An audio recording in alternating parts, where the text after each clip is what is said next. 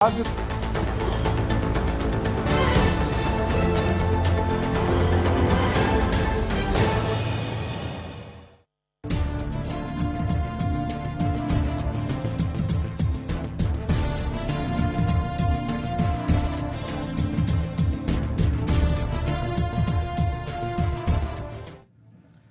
evening, welcome to Breaking Story. High-tech hangama, hi-fi hadaudi. ఇవి లేకపోతే అది చంద్రబాబు జమానా ఎలా అవుతుంది? ఒకవేళ నిజంగానే చంద్రబాబు హడావుడికే నవ్వుతారండి చూపుడు ప్రభాకర్ గారు. నిజమే కదా, ఆయన లేకపోతే అది చంద్రబాబు జమానానే కాదు. అంత మాత్రమే చంద్రబాబు జమానా చంద్రబాబు హడావుడికే పరిమితం అయితే ఒకవేళ హుదూద్ దెబ్బకి కకావికలమైపోయిన విశాఖలో చంద్రబాబు చేసింది ఏంటి? అది హడావుడా లేక ప్రజల పక్షాన్ని నిలబడి బాధితుల పక్షాన్ని నిలబడి అక్కడ పునరావాస కార్యక్రమాలు కొనసాగించడం ఒక పరిపాలనాధ్యక్షుడిగా చేసిన కార్యక్రమం కాదా? దాన్ని హడావుడిగా చూడగలమా? ఇక రుణమాఫీ విషయంలో 6 నెలలు ఆలస్యమైన ఒక మంచి నిర్ణయం తీసుకున్నారంటూ ప్రశంసలు పొందుతున్నా మరొకవైపు ప్రతిపక్షాలు విమర్శిస్తున్నప్పటికీ ఒక నిర్ణయాన్ని ఇచ్చిన హామీని నెరవేర్చే క్రమంలో ముందుకు సాగారనే పేరు మరొక వైపు ఉండనే ఉంది.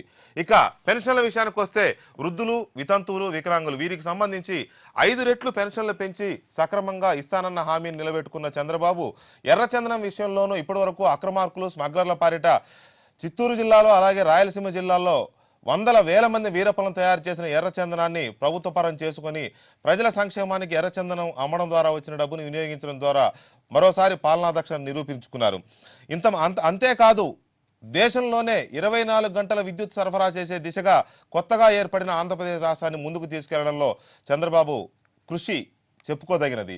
వీటన్నిటికి మించి రాజధాని కూడా లేకుండా ఏర్పాటైన రాష్ట్రానికి ఒక ప్రపంచ స్థాయి రాజధాని నిర్మించాలనే ఒక సంకల్పంతో ముందుకు సాగుతున్న చంద్రబాబుపై ప్రతిపక్షాలు చేస్తున్న విమర్శల్లో పసయంత్ర. ఇదే ఇవాల్టి బ్రేకింగ్ స్టోరీ.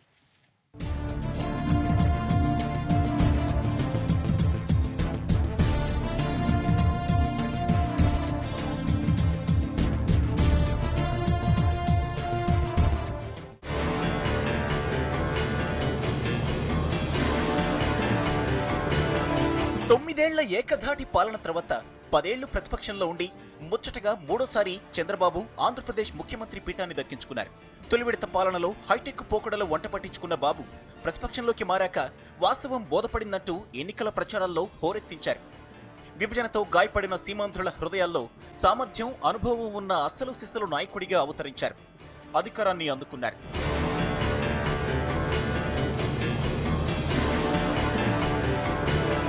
ఏ రైతు విధానాలైతే గతంలో చంద్రబాబును అధికారానికి దూరం చేశాయో అదే బాబు రైతు బాంధవుడిగా, రుణమాఫీ వ్యూహకర్తగా మూడోసారి ముఖ్యమంత్రి పీఠంపై కూర్చున్నారనేది నిర్వివాదాంశం. విమర్శకులు సైతం అంగీకరించే వాస్తవం.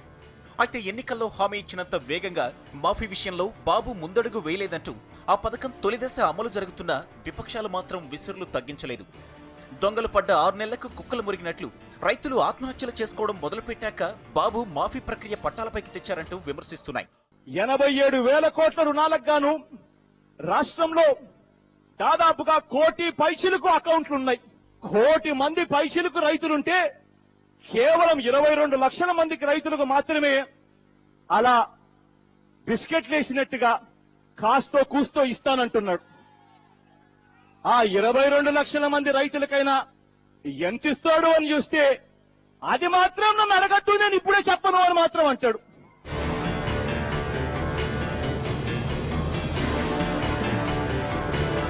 విభజన ఫలితంగా ఏపీకి ప్రాప్తించింది ఖాళీ ఖజానానే అంటూ బీద అరుపులు అరిచే చంద్రబాబు ముఖ్యమంత్రిగా అతి ఖరీదైన ప్రైవేట్ జెట్లలో గంటకు లక్షలు ఖర్చు చేస్తూ దేశ విదేశాల్లో చక్కర్లు కొడుతున్నారని ప్రధాన ప్రతిపక్షం ఫైర్ అవుతోంది. డబ్బులు లేవంటూనే అత్యాధునిక కార్యాలయాల నిర్మాణాలకు, విలాసాలకు, విదేశీ యానాలకు విచ్చలవిడిగా ఖర్చు చేస్తున్నారని మండిపడుతోంది. నవ్యాంధ్ర రాజధాని కోసం బాబు ఎప్పుడు విదేశీ యానం పెట్టుకున్నా విపక్షాలు మీడియా భేటీలతో హోరెత్తిస్తున్నాయి. అక్కడికి వెళ్లి చూస్తే అంతర్జాతీయ స్థాయి రాజధాని వచ్చేస్తుందా అంటూ ఏకిపారేస్తున్నాయి.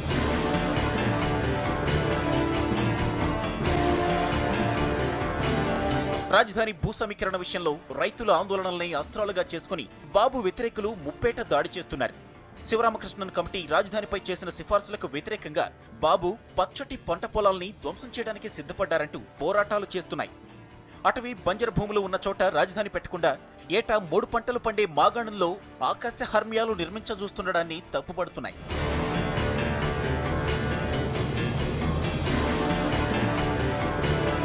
ఎన్టీఆర్ సుజల స్రవంతి, చేనేత, మత్స్యకార రుణాల మాఫీ, 10వ వేతన సంఘం సిఫార్సుల అమలు హామీ, ఉద్యోగ ప్రకటనలు ఇలా చంద్రబాబు ఏపీ ఎన్నికల మేనిఫెస్టోని దగ్గర పెట్టుకుని పాయింట్ వైజ్ గా బాబు వైఫల్యాలను ఎత్తిచూపుతున్నాయి. ప్రభుత్వం కొలువుదీరిన 6 నెలల్లోనే అద్భుతాలు సాధించలేదంటూ అడ్డంగా వాదిస్తున్నాయి. కేంద్రంలో భాగస్వామ్య పక్షంగా ఉండి కూడా విభజన హామీలు రాబట్టుకోవడంలో విఫలమయ్యారంటూ నిందిస్తున్నాయి. పొరుగు రాష్ట్రంగా మారిపోయిన తెలంగాణతో సంబంధాల నుంచి మోడీతో అనుబంధం వరకు ప్రతి అంశాన్ని స్పృశిస్తున్నాయి.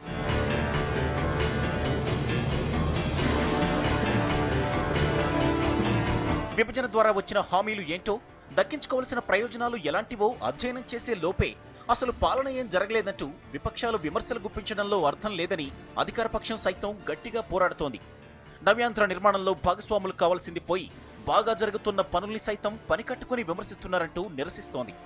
పునర్నిర్మాణ దశలో ఉన్న రాష్ట్రాన్ని బాబుగారి పాలన పురోగమించేలా చేస్తుందంటూ హామీ ఇస్తున్నాయి. దీంతో ఎవరి వాదనల్లో వాస్తవం ఎంత? అధికార పక్షాల్ని నమ్మాలా, విపక్షాల్ని విశ్వసించాలా? మొత్తంగా బాబుగారి బాట నవ్యాంధ్రను సాకారం చేస్తుందా అనే మీమాంస సీమాంధ్ర వాసుల్ని తీవ్ర అయోమయానికి గురిచేస్తోంది.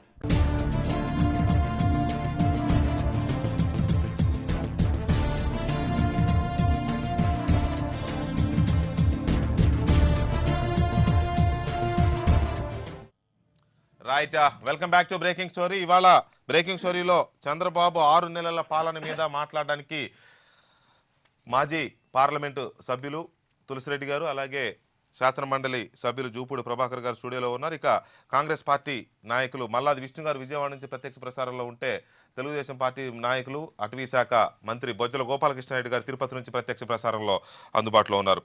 ముందుగా విష్ణు గారు, చంద్రబాబు నాయుడు గారి మొదటి 6 నెలల పాలన మీద మీకున్న అభ్యంతరాలేంటి?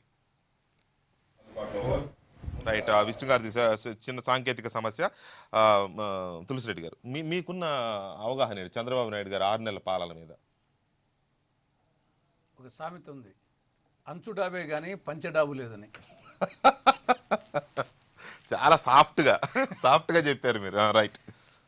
పని జానడు, ప్రచారం బారెడు, పావు కోడికి ముప్పావు మసాలా.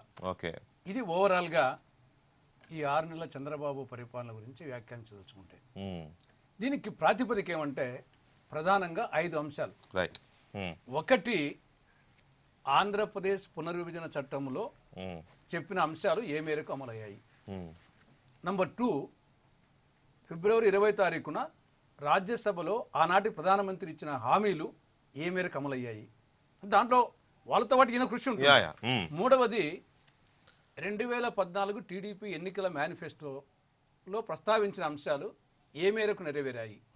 నాలుగవది, జూన్ 8వ తారీఖున ఆయన ప్రమాణ స్వీకారం చేసిన మొదటి రోజు పెట్టిన 5 సంతకాల పరిస్థితి ఏమిటి. ఐదవది, ఇతర అంశాలు. ఈ 5 అంశాలు తీసుకుంటే గన ఖచ్చితంగా నేను ముందు అన్న మాటలు అర్థమవుతాయి. దీంట్లో నంబర్ 1, పునర్విభజన చట్టంలో ఉన్నటువంటి అంశాలు ఏ మేరకు, ఎందుకంటే వాటితోనే ప్రధానంగా వచ్చేసి డెవలప్మెంట్ జరగాలి ఇక్కడ జరిగితే. దాంట్లో నంబర్ 1, సెక్షన్ 46 ప్రకారము రాయలసీమకు, ఉత్తరాంధ్రకు స్పెషల్ డెవలప్మెంట్ ప్యాకేజీ కేంద్ర ప్రభుత్వం ఇవ్వాలి. అది ఇంకా కార్యరూపం దాల్చలేదు. అది ఏ స్థాయిలో కూడా ఉంది తెలియదు. సెక్షన్ 90 ప్రకారము పోలవరం ప్రాజెక్టును జాతీయ ప్రాజెక్టుగా ప్రకటించి సత్వరము పూర్తి చేయాలి. కానీ 2014-15 కేంద్ర బడ్జెట్లో ₹1 కూడా పోలవరం ప్రాజెక్టు కేటాయించలేదు. సెక్షన్ 94 సబ్సెక్షన్ 1 ప్రకారము ఆంధ్రప్రదేశ్లో ఇండస్ట్రియల్ డెవలప్మెంట్కు, ఎకనామిక్ ప్రోగ్రెస్కు స్పెషల్ ఇన్సెంటివ్స్ ఇవ్వాలి. ఒక్క ఇన్సెంటివ్ ఇంతవరకు ప్రకటించలేదు కేంద్రం.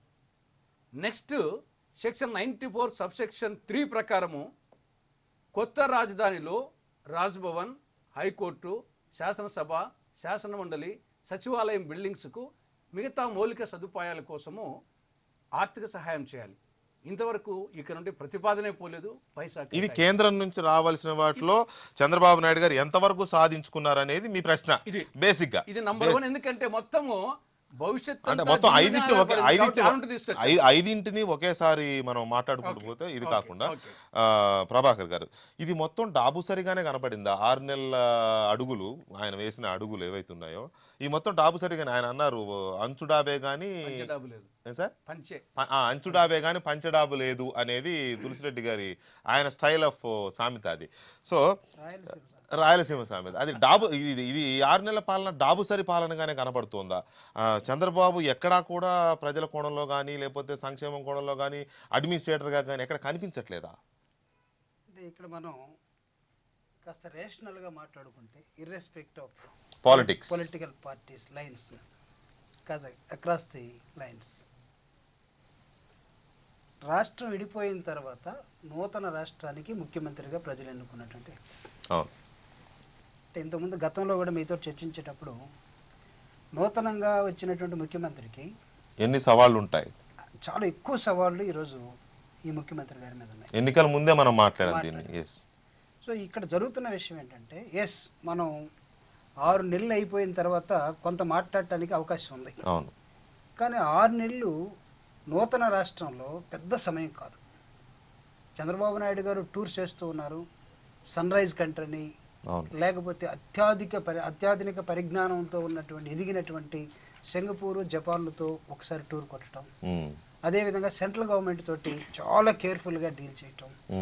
తులసిరెడ్డి గారు చెప్పినట్టుగా సెంట్రల్ గవర్నమెంట్ పర్మిషన్ లేకుండా ఒక పైసా కూడా రాదు. మనం పునర్విభజన బిల్లులో ఎన్నున్నప్పటికి కూడా తల తోక ఆడిస్తే కట్ చేసే బ్యాచ్ అక్కడ తయారైపోయి నరేంద్ర మోడీ రైట్. సో ఇన్ని జాగ్రత్తలు తీసుకుంటాం. ఒకవైపు రైతులు, ఇందాక మీరు స్టోరీలో చూపించారు, పచ్చని పొలాలు, వాటన్నిటిని జాగ్రత్తగా మలుచుకొని ముందుకు వెళ్ళాల్సి. అంటే ఇన్ని సవాళ్లు ఉన్నటువంటి వ్యక్తి రాజకీయ అనుభవాన్ని దృష్టిలో పెట్టుకొని చాలా జాగ్రత్తగా మూవ్ కావాల్సినటువంటి అవసరం ఉంటుంది. అది ఎవరు వచ్చినా సరే. అయితే చంద్రబాబు నాయుడు గారు వచ్చారు కాబట్టి తన అనుభవం ఉంది కాబట్టి ప్రజలు భావించినటువంటి నేపథ్యంలో ఈరోజు సెక్రటేరియట్కి శంకుస్థాపన చేయటం, లేకపోతే హైకోర్టుకి శంకుస్థాపన 5 నిమిషాల పని. గతంలో వీళ్ళు చాలా శంకుస్థాపనలు చేశారు, వాటి మీద విమర్శలు కూడా ఉన్నాయి. అయితే ప్లాన్డ్గా ఒక ప్లాన్ ప్రకారం వెళ్ళటం. అందుకే నాకు అనిపిస్తూ ఉంది చంద్రబాబు నాయుడు గారు ఒక రోడ్ మ్యాప్ని చాలా స్పష్టంగా తయారు చేసుకుంటున్నాడు. Along with his team of people. ఈరోజు కొన్ని పేపర్లో చూడటం జరిగింది. వాళ్ళకు ఉన్నటువంటి అనుభవం కానీ లేకపోతే అన్ని యాంగిల్స్లో చూసినప్పుడు అడ్వైజర్స్ కూడా ఉన్నట్టు కనబడుతుంది. అయితే వీటన్నిటినీ తీసుకొని ముందుకెళ్తున్న సమయంలో ఈ 6 నెలలు ఆయన ఎక్కడో రెస్ట్ తీసుకున్నట్టు కూడా కనపడలేదు. అది వాస్తవం. రెస్ట్ తీసుకున్నట్టు కనపడలేదు. ముఖ్యమంత్రి అయిపోయాక రిలాక్స్ కాలేదు. అంటే ఒక విజన్ తోటి ముందుకెళ్తున్నటువంటి ముఖ్యమంత్రిగా కనపడుతున్నాడు. ఈ క్రమంలో విమర్శించడమే ప్రధానమైన అస్త్రంగా పెట్టుకొని విమర్శించే రాజకీయ పార్టీలు ఉండొచ్చు. కానీ what I mean to say, ఒక పొలిటికల్ రెస్పాన్సిబిలిటీ కలిగినటువంటి పొలిటికల్ పార్టీ నాయకులు ఆ మాత్రం ఓపిక లేకుండా ఒక రాజకీయ పార్టీ నాయకుడు ఆ దృక్పథంతో చూస్తే తప్ప, ఏది విమర్శించడం కోసం వాళ్ళ దృక్పథాన్ని మార్చుకోకపోతే ఈ రాష్ట్రం అభివృద్ధి చెందాలి. మీరు చూడండి వెంకటకృష్ణ గారు, రాష్ట్రాన్ని విడగొట్టేటప్పుడు తెలంగాణలో మూమెంట్ ప్రజల చేత ఎక్కువ వచ్చింది, కానీ ఆంధ్రాలో చాలా తక్కువ రావడానికి కారణాలు చాలా ఉన్నాయి. అక్కడ నాయకుల మీద నమ్మకాలు లేకపోవటం, లేకపోతే అక్కడ ఉన్న ప్రజలు నిర్లిప్తంగా ఉండటం, లేకపోతే పోతే పోయిందిలే ఎందుకు ఒకసారి ఏమైనా జరిగిపోయిందని పార్లమెంట్ లో చెప్పిన తర్వాత there is no moment, sudden గా ఆగిపోయారు. కారణం ఏంటంటే వాళ్ళు వచ్చే ఎలక్షన్స్ లో మేమేం చేయాలో మాకు తెలుసని నిర్ణయించుకొని కాంగ్రెస్ పార్టీకి వాళ్ళు ఇచ్చిన లెసన్ కానీ, లేకపోతే అప్పుడు దాకా గెలుస్తుంది అనుకుని ఉన్నటువంటి వైఎస్ఆర్ కాంగ్రెస్ పార్టీని వెనక్కి నెట్టడం కానీ, అనుభవం ఉంది ఈ నాయకుడు కానీ తెలుగుదేశాన్ని ముందుకు తీసుకురావటం కానీ, ఇవన్నీ జరిగాయి. ప్రజలు ఇచ్చినటువంటి తీర్పుని మనం లెక్క చేయకుండా గౌరవించకుండా 6 నెలలు అయిపోయింది, ఈయనేం చేయలేదు, పంచట్లుంది, లేకపోతే గుండెట్టుంది, ఇవన్నీ మనం రాయలసీమ సావిత్రిలో నేను కొట్టుకుంటూ కూర్చుంటే the responsibility who is soldering. Right Vishnu గారు, చంద్రబాబు నాయుడు గారు 6 నెలల పాలన, రైట్, ఇక్కడ పరిపాలనలో పొరపాట్లు ఉన్నాయా లేవా, చెప్పినవన్నీ చేశారా లేదా, ఇవన్నీ ఒక ఎత్తు. కానీ ఒక్కసారిగా కాంగ్రెస్ పార్టీ విరుచుకుపడుతోంది. ఏం బిరుదు ఇచ్చారు చంద్రబాబు నాయుడుకి మీరు? వీర వాగ్దాన భాంగ చంద్ర మహేంద్రజాల వైఫల్య గాథ, రెండోసారి తుస్సుమంటున్న చంద్ర బాంబు. ఇది మీరు ఇచ్చిన ఒక లెటర్. ఇవాళ దాని ఉపోద్ఘాతం కూడా చాలా ఇదిగా పెట్టారు, బిరుదు ఇచ్చారు చంద్రబాబు నాయుడుకి, వీర వాగ్దాన భంగ చంద్ర మహేంద్రజాల అని. సో ఇంత 6 నెలల్లో ఇంత దారుణంగా ఫెయిల్ అయ్యారా చంద్రబాబు నాయుడు గారు? ఫెయిల్ అయితే ఏ అంశాల్లో ఫెయిల్ అయ్యారు? ఈరోజు సౌండ్ వినపట్లేదు ఉమ్. లేదు, సరిగా లేదు చెప్పండి వినపడుతుంది సార్. చెప్పండి. ఇప్పుడు ఈ రోజుతో ఈ టైంలోనే చంద్రబాబు నాయుడు గారు ప్రమాణ స్వీకారం సరిగ్గా 6 నెలల క్రితం. అవును అవును ఇప్పుడు మన పెద్దలు ఎమ్మెల్సీ గారు మాట్లాడినట్టు ఆయన విశ్రాంతి తీసుకున్నారు, నిద్రపోతున్నారు, లేకపోతే ప్రజల గురించి పట్టించుకోవట్లేదు అని చెప్పని ఎక్కడా మేము చెప్పలా. ఆయన ఒకసారి గమనించాల్సింది, ఆయన కానీ పెద్దలందరూ గమనించాల్సింది ఏంటంటే, ఎన్నికల మేనిఫెస్టో అంటే ప్రజలు మాకు అధికారం ఇవ్వండి, ఈ కార్యక్రమాల్ని మేము రూపొందిస్తాము, ఈ కార్యక్రమాల్ని మేము పూర్తి చేస్తాము, ప్రజలందరికీ మేలు చేస్తామని చెప్పని ఒక ఎన్నికల మేనిఫెస్టో ఇచ్చారు సార్ అఫీషియల్గా. అందులో ఉన్నటువంటి అంశాలని తొలి సంతకం పెట్టినటువంటి 5 అంశాలని మీరు ఏ విధంగా నిర్వీర్యం చేశారు అని ఆధారాలతో ఈ రోజు మేము అక్కడికి పోయి చెప్పడం జరిగింది. అంతే తప్ప ఈ రోజు మేమేమీ తప్పు పట్టట్లా. 5 సంవత్సరాల కాల పరిమితి ఇచ్చారు ప్రభుత్వానికి. కానీ మనం ప్రభుత్వం ఏ విధంగా సమీక్షించుకుంటుందో ఈ రాష్ట్రంలో ఉన్నటువంటి ప్రతిపక్షాలు, అంటే ప్రజలకు జవాబుదారీతనంగా ఉండేటటువంటి ప్రతిపక్షాలు కూడా సమీక్షించుకోవాలి, ప్రజలకి ఏ విధంగా సహాయం జరుగుతుందని. 5 సంతకాలు కూడా ఎన్నికల ముందు చెప్పిన మాట ఒకటి, ఈ రోజు జరుగుతున్నటువంటి కార్యక్రమం ఒకటి. ప్రతిదీ కూడా గత 10 సంవత్సరాల పరిపాలన మీద శ్వేతపత్రాలు రిలీజ్ చేసి ప్రభుత్వాన్ని తప్పుపట్టి, మేము వచ్చాము మీకు పెద్దన్నగా ఉంటాము, 0 నుంచే ఈ రోజు ప్రారంభిస్తున్నాం పరిపాలన అని చెప్పినటువంటి చంద్రబాబు నాయుడు గారు ఏం చేశారనేది ఒకసారి స్పష్టంగా ఆలోచించాలని చెప్పని అంటున్నాను. మీరు రైతు రుణమాఫీ అన్నారు, బేషరతుగా అని చెప్పారు. ఎలక్షన్ కమిషన్ కి కూడా లేఖ రాశారు, మేము పూర్తిగా రద్దు చేస్తామన్నారు.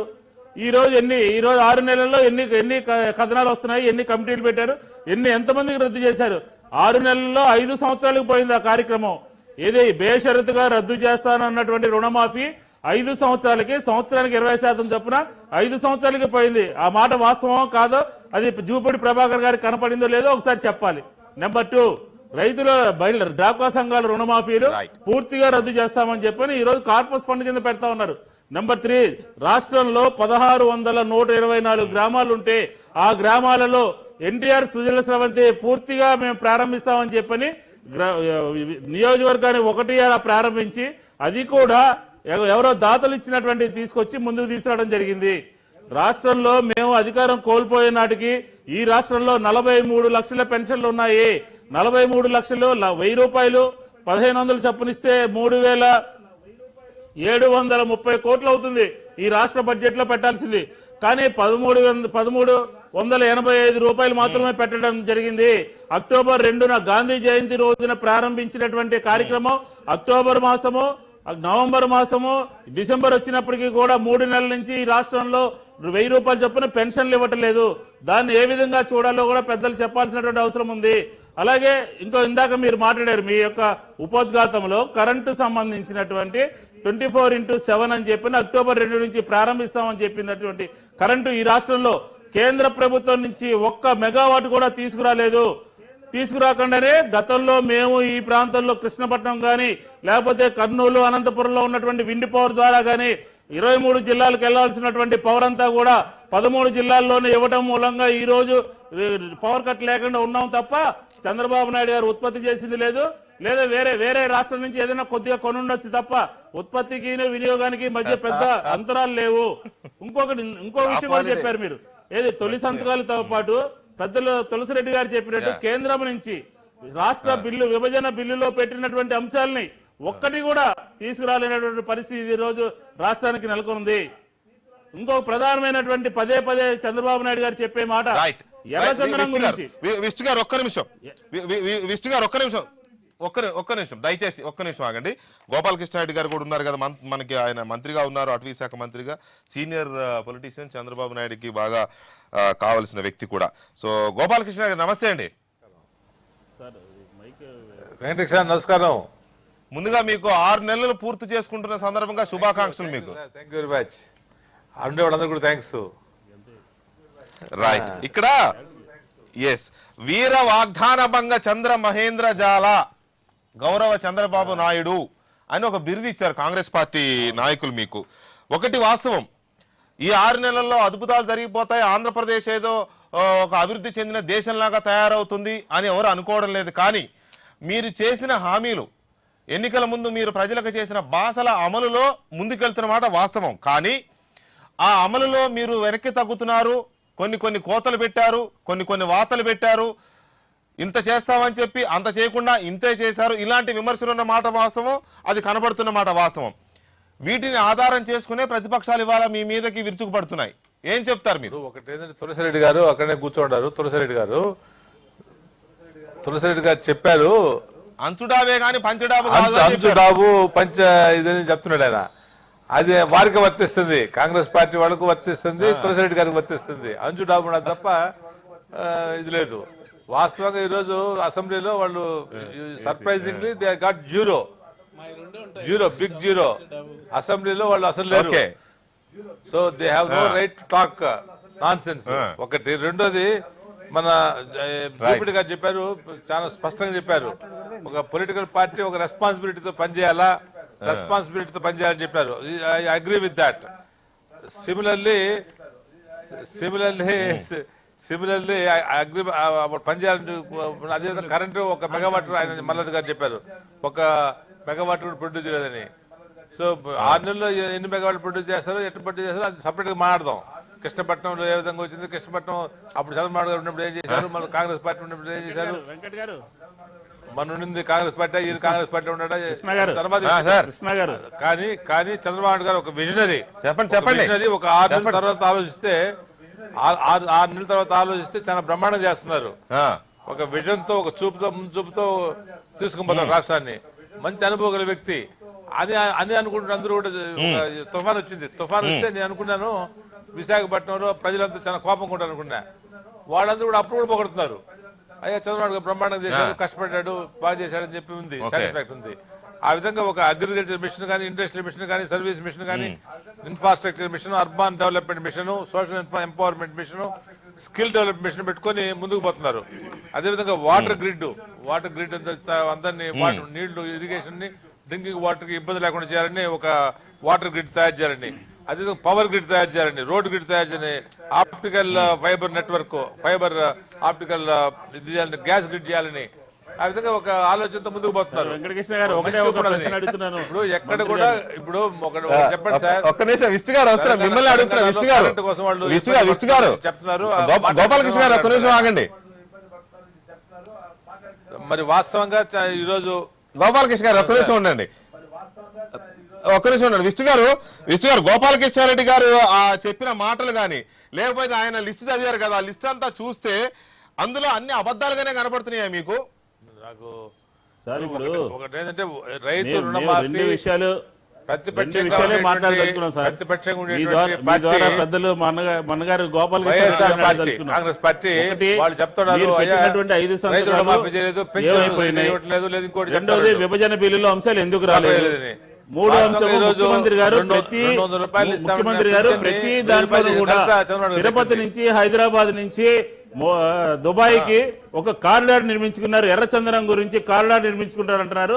ఒక 15 రోజుల క్రితం విజయవాడలో, 15 రోజుల క్రితం విజయవాడలో ఎర్రచందనం 7 టన్నులు దొరికింది. దాన్ని ఏమంటారో కృష్ణారెడ్డి గారు చెప్తే ఆనందిస్తాం. 7 టన్నులు విజయవాడ నగర నడిబొడ్డులో ఎర్రచందనం దొరికింది. ఒక్క విజయవాడలోనే కాదు, ఈ మధ్య కాలంలో 6 నెలల కాలంలో ఎంత దొరికిందో ఒకసారి వివరాలు చెప్పనండి.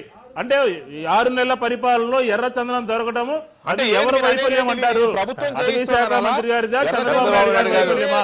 మూడో అంశం ఏంటంటే, ఈ రోజు ఎర్రచందనం అమ్మడం ద్వారా 1000 కోట్ల రూపాయలు రాష్ట్రానికి ఆదాయం తీసుకొచ్చారని చంద్రబాబు నాయుడు గారికి కేంద్రము, ముఖ్యమంత్రి కిరణ్ కుమార్ రెడ్డి గారు ఉన్నప్పుడే కేంద్రము అనుమతి ఇవ్వడం జరిగింది ఎర్రచందనం వేలం వేయడానికి. అవన్నీ కూడా పక్కన పెట్టేసి ఈ రోజు అక్రమ రవాణా జరుగుతుంది. అక్రమ రవాణా జరుగుతుంది. దానికి ఎవరు బాధ్యత వహిస్తారు? ఎర్రచందనం మీద వాళ్ళు స్మగ్లర్స్ లోపల వేస్తే, జైల్లో వేస్తే వాళ్ళు దేశభక్తుల మీద బుద్ధి వచ్చారు. పోయి ఎవరు చూసారు, రికార్డు ఉంది. వాళ్ళ గురించి నేను మాట్లాడదలుచుకోవాలా. సో చంద్రబాబు గారు పట్టుకున్నారు కాబట్టి దొరుకుతా ఉంది, దొరికినారు కాబట్టి పట్టుకున్నారు, పేపర్లు వస్తున్నది. అంతకుముందు వాళ్ళు కొట్టి తొలగబోతున్నారు. పంచుకుంటే ఈ రోజు ఎర్రచందనంలో చంద్రబాబు గారిని తప్పడేదని లేదు. మీరు ఇక్కడ విష్ణు గారు మీ ఆరోపణలో ఒక గోపాలకృష్ణ గారు ఒక్క నిమిషం దయచేసి ఒక్క నిమిషం అండి, నన్ను మాట్లాడారు. దయచేసి ఒక్క నిమిషం గోపాలకృష్ణ గారు. విష్ణు గారు, మీరు అన్న దాంట్లో విజయవాడలో ఎర్రచందనం దొరికింది, దీనికి ఎవరు కారకులు అన్నారు అంటే ఏంటి? శేషాచల కొండల నుంచి ఎర్రచందనాన్ని ప్రభుత్వమే విజయవాడకి విశాఖపట్నం తరలిస్తుందనా? లేకపోతే అంత ముందే తెచ్చి ఉండొచ్చు కదా స్మగ్లర్లు, అంత ముందు తెచ్చున్నది ఇప్పుడు దొరికి ఉండొచ్చు కదా.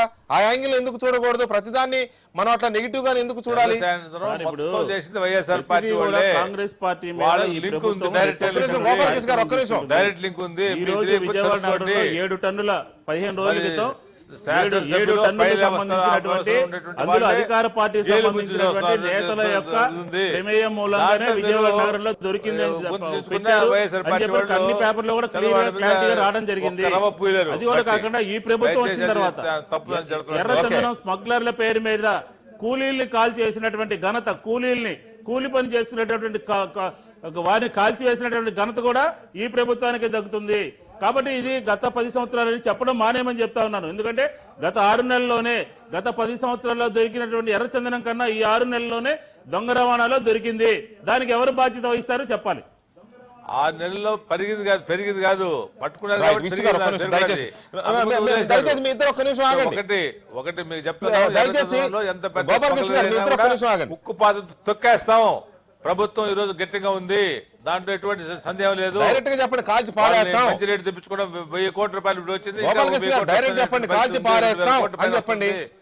అది కాకుండా ఇంకా కూడా ఎక్కువ సంపాదన చేసినట్టు మైనింగ్ లో కావచ్చు, అన్నింటిలో కావచ్చు గోల్మాల్ చేసి ఇంతకుముందు తినేసినారు. ఫస్ట్ కమ్ ఫస్ట్ అంట. ఏం ఫస్ట్ కమ్ ఫస్ట్ ఎందుకు ఇవాళ? అది ఎవరు ఎక్కువ డబ్బిస్తే వాళ్ళకి ఇచ్చే ఏర్పాటు రాష్ట్రంలో కానీ. ఆ విధంగా ఒక అన్ని ఆలోచనలు మెరుగైన ఆలోచన తీసుకొచ్చి అంతకుముందు ఒక కోడూరు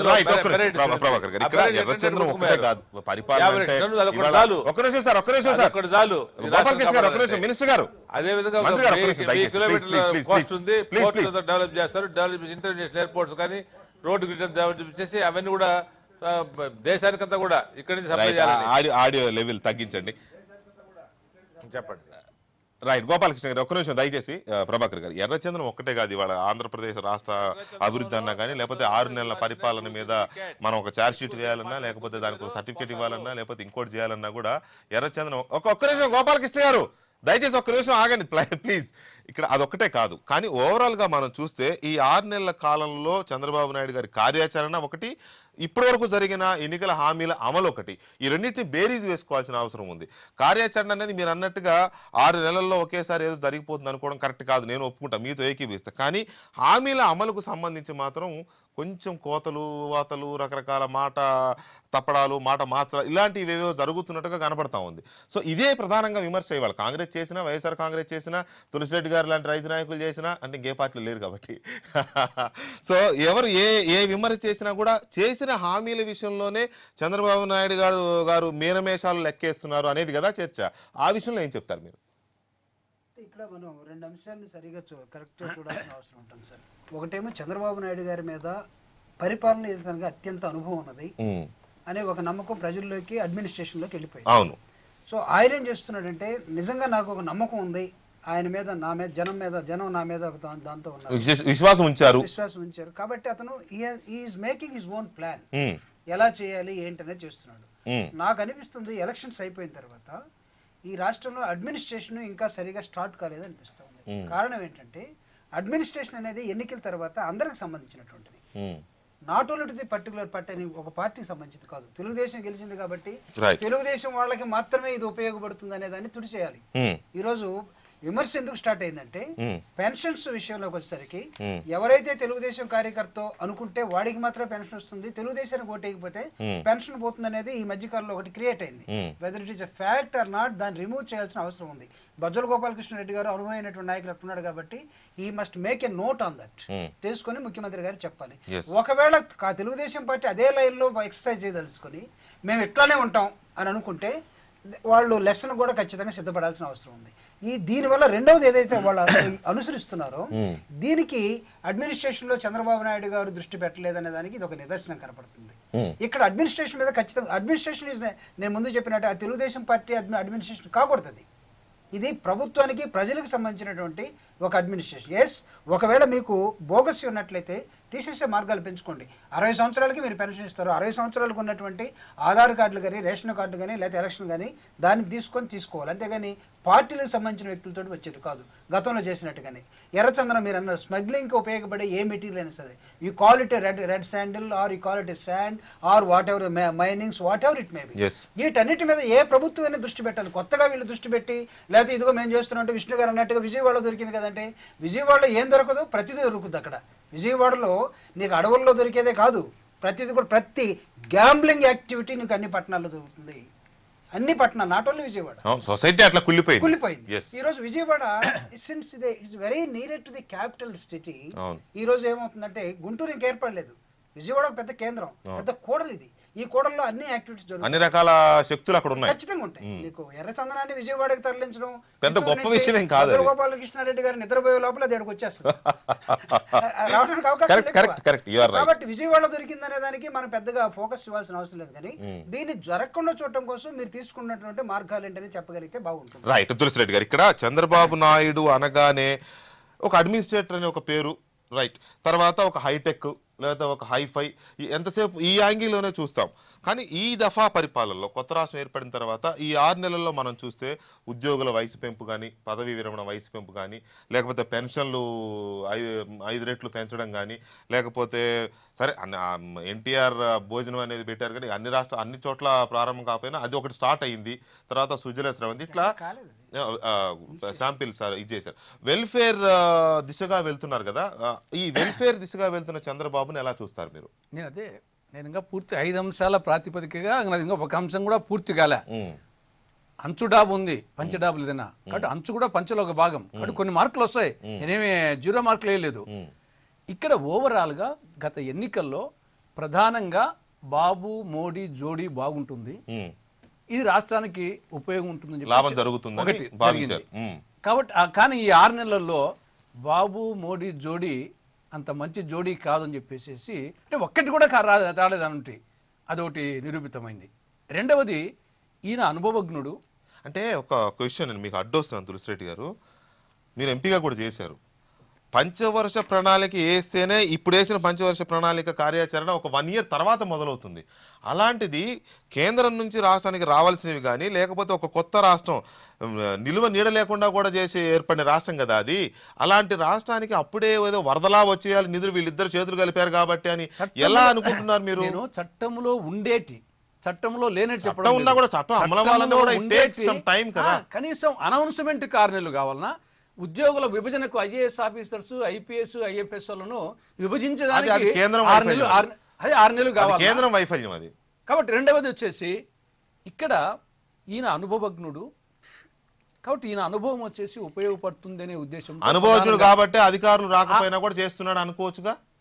ఆ అనుభవం వచ్చేసి అక్కడికి వచ్చింది. నువ్వు వచ్చేసి మండల వ్యవస్థ ఏర్పాటైనప్పుడు అన్ని మండల్స్ బిల్డింగ్స్ కట్టిన రామారావు గారు మాండలిక వ్యవస్థ ప్రవేశపెట్టినప్పుడు మొత్తం రాష్ట్ర వ్యాప్తంగా ఆడ ఇన్ఫ్రాస్ట్రక్చర్ లేదే, కానీ మండల సిస్టమ్ పెట్టినాక ఒక ప్రైవేట్ బిల్డింగ్ లోనో ఆనో మొదలు పెట్టారు, వర్క్ మొదలైంది, తర్వాత బిల్డింగ్స్ వచ్చాయి.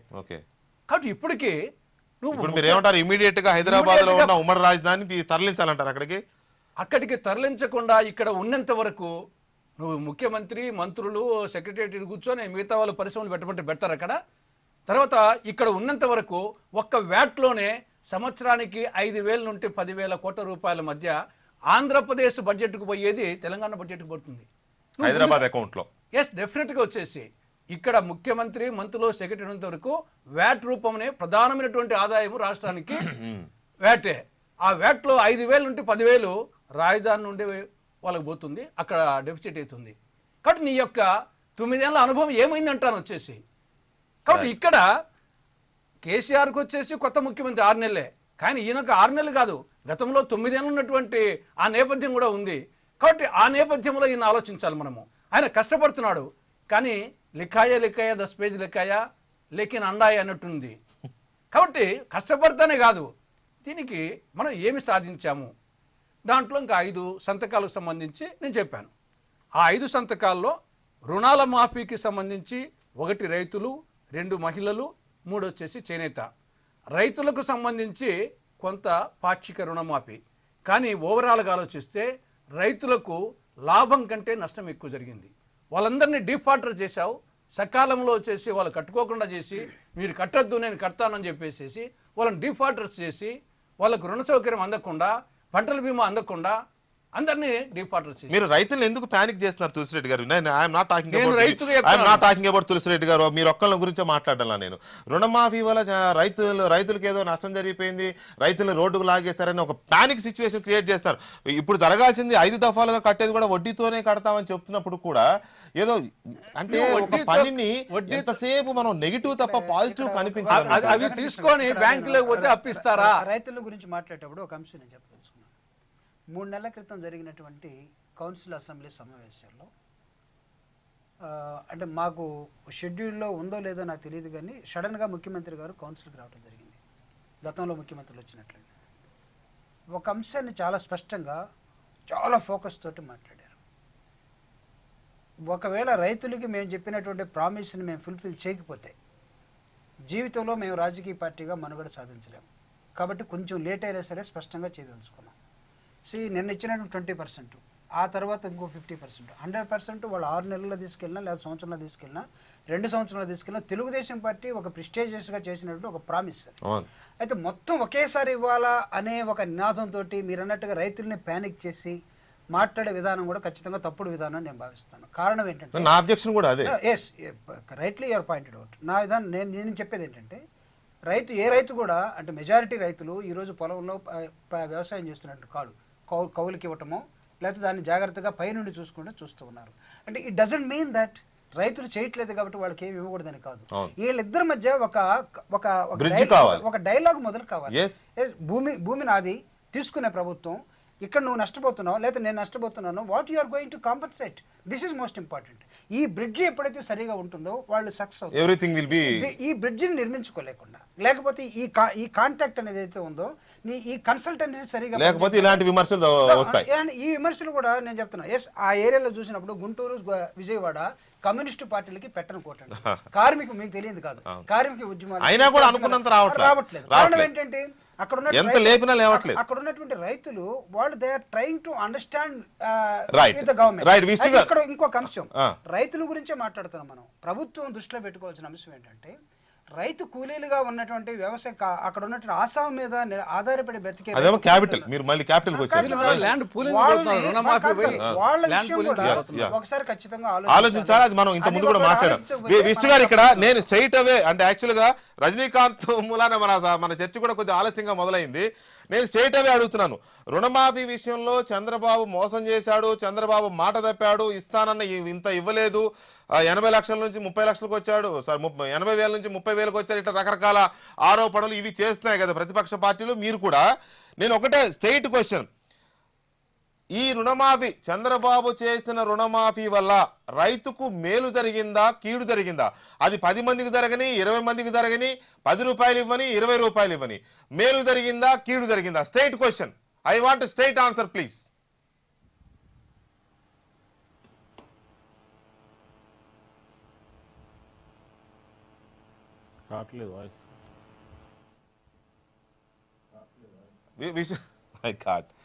విష్ణు గారు నా వాయి ఇప్పుడు వినబడుతుందా సార్? ఇప్పుడు ఈరోజు పెద్దలు ఎమ్మెల్సీ గారి యొక్క మాటలో విన్నాను సార్ నేను. ఇప్పుడు మనం ఏంటంటే ఈరోజు అధికారంలోకి వచ్చినటువంటి పార్టీకి, అధికారం తర్వాత దగ్గర ఉన్నటువంటి పార్టీకి కూడా డిఫరెన్స్ 5 లక్షల ఓట్లే సార్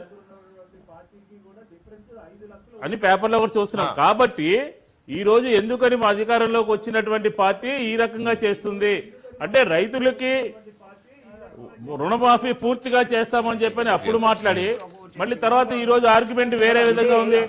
కౌన్సిల్ లో చాలా స్పష్టంగా కనపడింది చంద్రబాబు నాయుడు గారి ప్రకటన, లేదా ఆయన చాలా సాటిస్ఫై అయిపోయాను నేను అడుగుతున్నది ఒకటే. అధికారం కోసం మాట మీద నిలబడ్డామా లేదా, అధికారం వచ్చిన తర్వాత మాట మార్చామా లేదా అనేది ఈ రోజు మనం ఆలోచించాలి. రైతులకు మేలు చేయడం మంచిదే. 5,000 కోట్ల రూపాయలు రైతుల అకౌంట్ లో జమ అయితే చాలా సంతోషిస్తాం. కాంగ్రెస్ పార్టీ తరఫున రైతు పక్షపాతిగా మేము అనేది అది కాదు. ఈ రోజు అధికారంలోకి రావడానికి మీ ప్రధానమైనటువంటి హామీలు. రాష్ట్ర విభజన పూర్తిగా కాంగ్రెస్ పార్టీ చేసిందని 2 ఉత్తరాలు ఇచ్చి కూడా మా మీద నెట్టడము. నెంబర్ 1, పూర్తిగా రైతులకు రుణాలు మాఫీ ఇస్తామని చెప్పడము, డ్వాక్రా రుణాలు పూర్తిగా రద్దు చేస్తామని చెప్పడం, ఇలాంటి వాటి మూలంగానే మీకు ప్రధాన పోటీ ఇచ్చినటువంటి పార్టీకి మీకు కూడా ఓట్ల డిఫరెన్స్ ఎంత ఉందో మీరు పరిశీలించుకోవాలి. ఇవన్నీ మేము మాట్లాడేది ఏంటంటే ఈ రోజు ఇలాంటి హామీల మూలంగానే ఇలాంటి తప్పుడు ఉత్తరాలు రాసి మేము పూర్తి చేస్తామని చెప్పినట్టు మూలంగానే ఈ రోజు అధికారంలో ఉన్నారు, అధికారంలోకి వచ్చిన తర్వాత మాట మార్చారు అని చెప్పి మేము స్పష్టంగా చెప్తా ఉన్నాం. ఒక మాట రాజకీయాల్లో, ప్రజాస్వామ్యంలో, ప్రత్యేకించి మన ప్రజాస్వామ్యంలో ఈ అంకెల గారిడి మనకు తెలియదు కాదు. ఒక్క ఓటుతోనే అధికారం తలకిందులు అయిపోతూ ఉంటుంది. So that is not it all matters.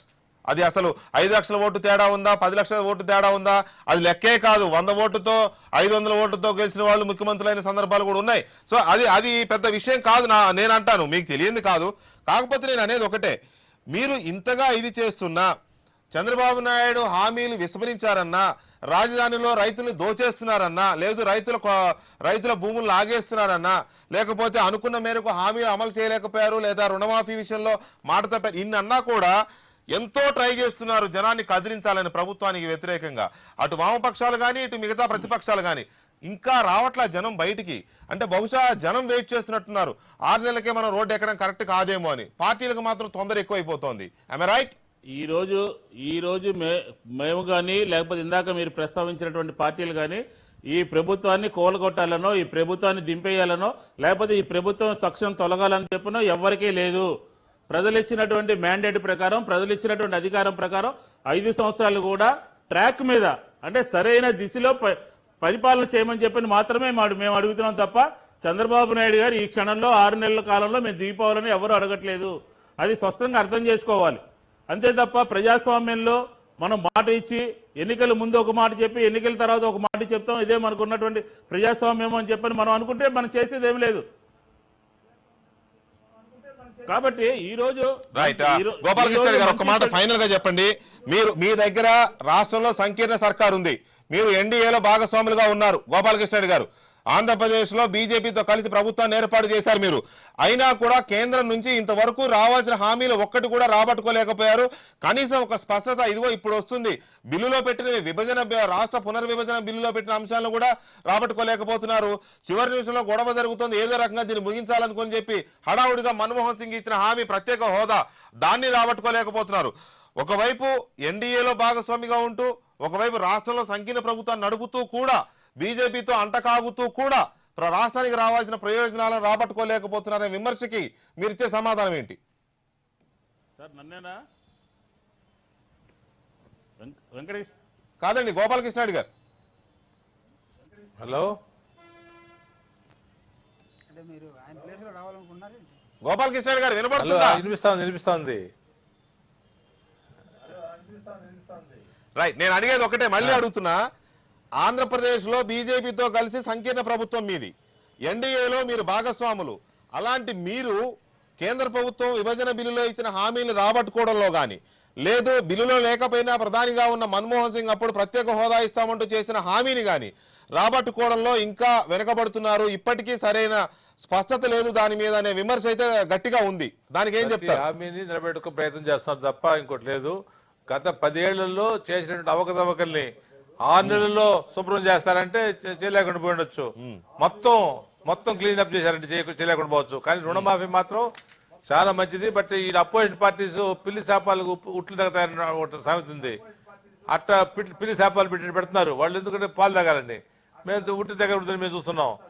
So ఆ విధంగా ఇప్పుడు వాళ్ళు ఏదైనా చెప్తే పలానా పెన్షన్ రాలేదు, ఎందుకు రాలేదు అని అడిగితే చెప్తాం సమాధానం. లేదు పలానా రుణమాఫీ కాలేదు అంటే అడిగితే చెప్పగలుగుతాం. అది కాకుండా ఇది రుణమాఫీ అవుతా ఉంది, ఇప్పుడు ఇస్తున్నారు, ఇంటర్నెట్లో పెట్టారంటున్నారు. ముందుగానే వాళ్ళు who and cry.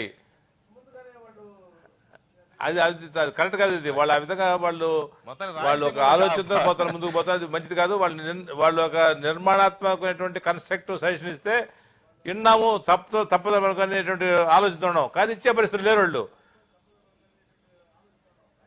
So Chandrababu గారి నాయకత్వం ప్రజలు విశ్వసిస్తున్నారు, ప్రజలు కోరుకుంటున్నారు, Final ప్రజలు comments. బాగా చేస్తున్నారు, ఆయన బ్రహ్మాండం చేస్తున్నారు. 6 నెలల కాలంలో Final comments చెప్పండి. బ్రహ్మాండంగా చేశారు అనేటువంటి పేరు తెచ్చుకునేటువంటి ఘనత చంద్రబాబు గారి దక్కింది. దేశంలో ఎవరికి ఏ ముఖ్యమంత్రి దక్కల కూడా, ఎందుకంటే ప్రధానమంత్రి కంటే కూడా మంచి పేరు వచ్చే పరిస్థితి ఒక్క నిమిషం. గోపాలకృష్ణ రెడ్డి గారు. చంద్రబాబు గారికి వస్తున్నది. గోపాలకృష్ణ రెడ్డి గారు. బ్రహ్మాండం చేసుకున్నారు. సో మోడీ గోపాలకృష్ణ జోడీ గారు. సరికాదు అనేది కరెక్ట్ కాదు. మోడీ జోడీ వల్ల ఈ రోజు గౌరవంగా ఉండదు. బ్రహ్మాండం ఉన్నది ఆంధ్ర రాష్ట్రం, కరెక్ట్ కాదు. ఆంధ్రప్రదేశ్ బ్రహ్మాండంగా ఉందని చెప్పి చెప్పక తప్పదు. మీ మాటలు లేట్ గా రిసీవ్ అయినట్టున్నాయి అక్కడికి take off landing. Gopalakrishna Reddy గారు, తులసిరెడ్డి గారు ఈ 6 నెలల పరిపాలనకి 20 మార్కులు వేశారు. ఒక్క నిమిషం వెయిట్ చేయండి. ప్రభాకర్ గారు ఎన్ని మార్కులు ఇస్తారు? ప్రభాకర్ గారు మీరు చెప్పండి. ఇది ఆయన హెడ్ మాస్టర్ కాదు, నేను క్లాస్ టీచర్ని కాదు. మార్కులు వేయాల్సింది ప్రజలు. మార్కులు వేసే టైం చాలా ఇంకా 4.5 సంవత్సరాలు ఉంది. ఇక్కడ ఒక అంశం వెంకటకృష్ణ గారు, మన పొలిటికల్ పార్టీ లైన్స్ నేను అక్రాస్ ద లైన్స్ మాట్లాడని మొట్టమొదటి చెప్పాను. అవును. సో ఈ మాత్రం కూడా ఓపిక లేకపోతే ప్రతిపక్షాలకు కానీ లేకపోతే విమర్శనే మనం ఒక ఆయుధంగా పెట్టుకుని పోతావు అంటే పోవచ్చు, కానీ దానికి ఒక విలువ ఉండాలి. ప్రజాస్పందన లేదు ఎందుకండి ఈ విమర్శలకు కానీ? ఉండదండి. ఎందుకంటే సార్ నేను చెప్తున్నా, రాష్ట్రం విడిపోయిన తర్వాత ప్రతి మనిషి కూడా ఈ రోజు వచ్చినటువంటి ప్రభుత్వాన్ని లేదా ప్రతిపక్షాన్ని అర్థం చేసుకుని ముందడుగేస్తా ఉన్నారు. సో అధికారంలోకి వచ్చిన పార్టీకి ఖచ్చితంగా టైం ఇవ్వాలనే దృక్పథంతో గ్రామాలు తిరుగుతూ ఉన్నాం. ఎక్కడో కూడా ఈవెన్ నిన్న గుంటూరులో, నరసరావుపేటలో, చిల్లూరుపేటలో ఉండి ఈరోజు మార్నింగ్ రాత్రి రావడం జరిగింది. రైతులు మీరు అన్నట్టుగా ఉద్యమాల ద్వారా లేకపోతే వెంటనే మనం ఏదో ఒకటి దీన్ని చేయాలనే ఉద్దేశం లేదు. విష్ణు గారు చాలా స్పష్టంగా చెప్పాడు, మేము దీన్ని కూల్చే శక్తి కూడా లేదు కదా. ఎందుకంటే ప్రజలు అవకాశం ఇవ్వలేదు. ప్రజలు ఇచ్చినటువంటి వెర్డిక్ట్ వేరుగా ఉంది. ఈరోజు ఆ లైన్స్లో ప్రభుత్వం పోతున్నప్పుడు ప్రభుత్వానికి సమయం ఇవ్వకుండా ఎవరైనా సరే దుందుడుకు వాదంతో మూమెంట్లోకి వస్తే ప్రజలు కూడా పైగా కొత్త రాష్ట్రం కాబట్టి కొంత రాజకీయాన్ని లోపల ఉన్న రాజకీయపరమైన ఆలోచన అణుచుకునైనా సహకరించాల్సిన బాధ్యత కూడా ఉంటుంది అందరి మీద. నీకు రాజకీయాన్ని మీరు అన్నట్టుగా అణుచుకొని ఉండాల్సింది. అయితే ప్రజల మీద, ప్రభుత్వం మీద, ప్రజాస్వామ్యం మీద సరైనటువంటి అంచనా లేనటువంటి రాజకీయ పార్టీలు, నాయకులు ఉంటే ఇట్లానే ఉంటుంది. ప్రజల్ని ఖచ్చితంగా అంచనా వేయాలి, ప్రభుత్వాన్ని అంచనా వేయాలి, అదే విధంగా పరిస్థితులు అంచనా వేయాలి. ఈ రోజు ఉన్న పరిస్థితులు అంటే పునర్నిర్మాణం అంటే it's not just like that. Comment చేసి తులసిరెడ్డి గారు సీనియర్ నాయకులు కామెంట్ చేయడం ఆయన చేసేటువంటి అర్థం ఒక రకంగా చెప్పాలంటే పునర్నిర్మాణం కాదు, నేను అంటాను దీన్ని నిర్మాణం అంటాం. ఏమీ కొట్టింది మళ్ళీ చేయడం కాదు.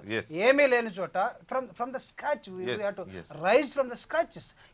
ఈ స్క్రాచెస్ నుంచి వచ్చేటప్పుడు we must have a master plan. సిగ్గుపడాలి ఒక రకంగా నేను అంటాను. అది ఎవరైనా కానీ, తెలుగుదేశం కానీ, కాంగ్రెస్ కానీ, ఇంకొకరు కానీ, ఏ నాయకుడైనా కానీ, నేనైతే ఆంధ్రప్రదేశ్ ప్రాంతం ఆ 13 జిల్లాల నాయకులు సిగ్గుపడాలి. రాష్ట్రం విడిపోతే రాజధాని ఎక్కడ పెట్టుకోవాలని చెప్పుకోవడం ఒక సిటీని నిర్మించుకోలేకపోయారు, ఒక సిటీని డెవలప్ చేసుకోలేకపోయారు. అందుకోసం ఇప్పటి వరకు పరిపాలించిన అన్ని పార్టీలు, అందరు నాయకులందరూ సిగ్గుపడాలి ఒక రకంగా ఆ విషయంలో మాత్రం. ఈ 6 నెలల పాలన మీద ఇది చర్చ. విష్ణు గారు thank you very much. Gopalakrishna గారు థ్యాంక్ యూ వెరీ మచ్ అండి. ప్రభాకర్ గారు, తులసిరెడ్డి గారు థ్యాంక్ యూ అండి. ఇది ఇవాళ బ్రేకింగ్ స్టోరీ. మళ్ళీ రేపు కలుద్దాం.